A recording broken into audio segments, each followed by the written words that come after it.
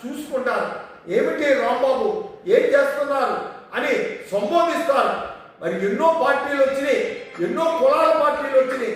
కానీ చంద్రబాబు నాయుడు గారు అంటే నడుచుకుని వారు అడుగుజాడల్లోనే నడుస్తున్నాం.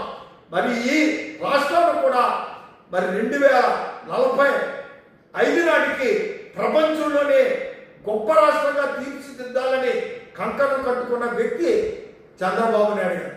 అదేవిధంగా లోకేష్ గారు ఎదుగుతున్నారు.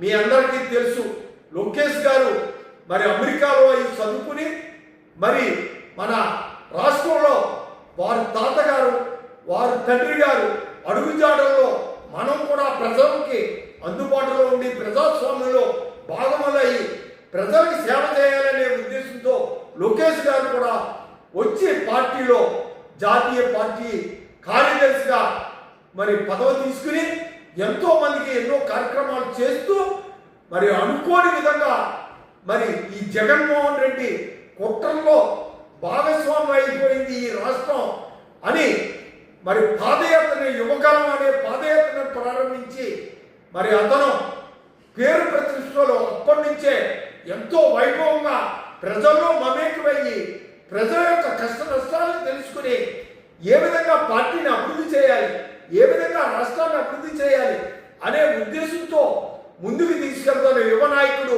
లోకేష్ గారు.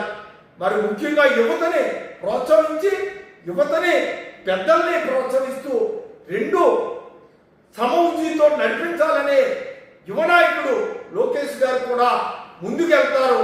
వారు అడుగుజాడల్లో చంద్రబాబు నాయుడు గారు అడుగుజాడల్లో మేము లోకేష్ గారి నాయకత్వంలో వెళ్ళటానికి తెలుగుదేశం పార్టీ కట్టుబడి ఉంది. ఈ మహానాడిని ఉత్తేజంగా మరి రాష్ట్ర ప్రజలందరూ కూడా మరి తరలి రావాలి.